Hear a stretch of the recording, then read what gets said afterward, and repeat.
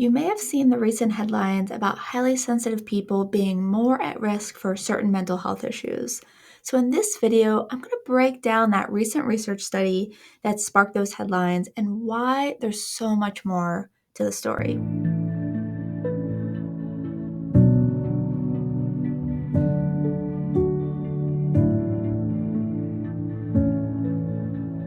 So, this is the study, the relationship between environmental sensitivity and common mental health problems in both adolescents and adults, a systematic review and meta analysis. Now, here are the headlines, which are very different. Sensitive much? Turns out you might be more at risk for these mental health conditions. Sensitive people are more likely to develop mental health issues. Scientists pinpoint the personality type which is most likely to have mental health problems. Are you too sensitive? Science says it may affect your mental health. And lastly, when sensitivity becomes a mental health risk.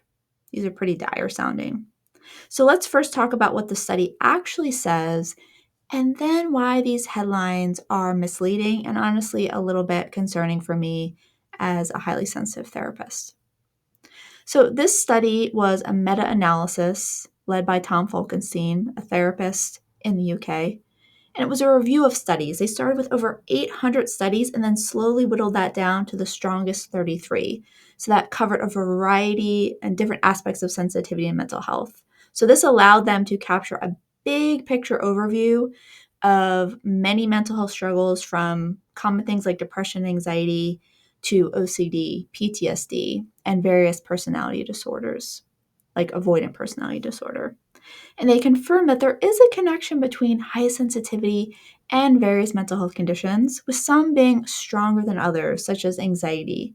And this in particularly makes sense because, as the researchers point out, overstimulation, when everything just feels like too much, presents really similarly to anxiety.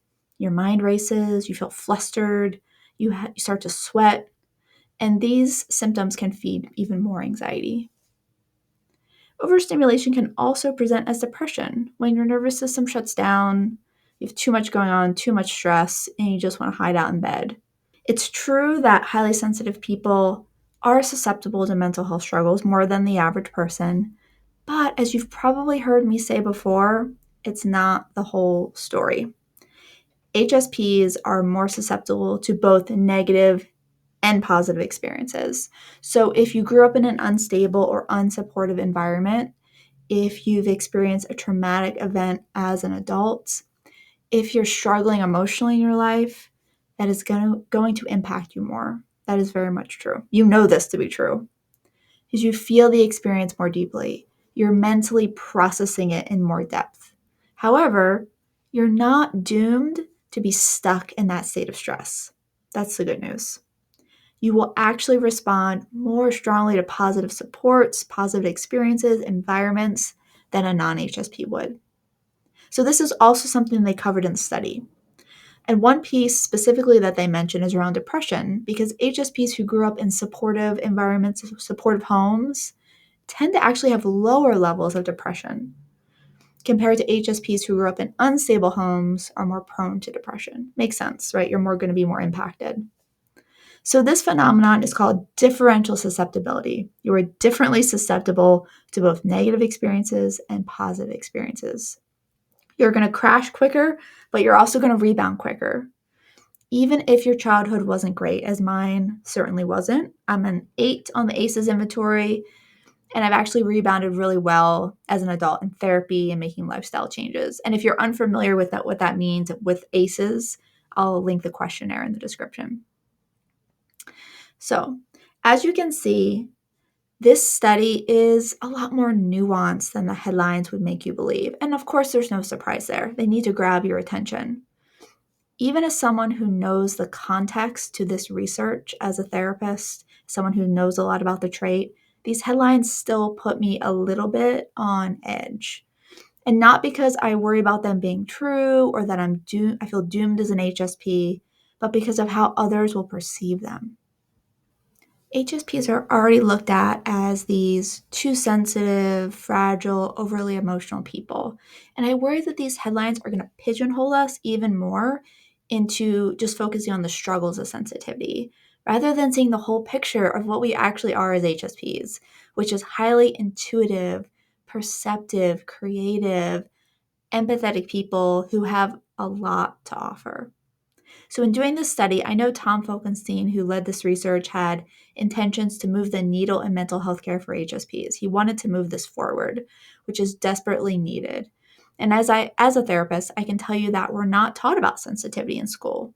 And with 30% of the population being highly sensitive, and by Dr. Elaine Aron's estimates, nearly half of all therapy clients being HSPs, both because we do struggle with our mental health from time to time, and we're more prone or have more propensity towards self exploration, clinicians need to understand the trait of high sensitivity and how it intersects with mental health treatment.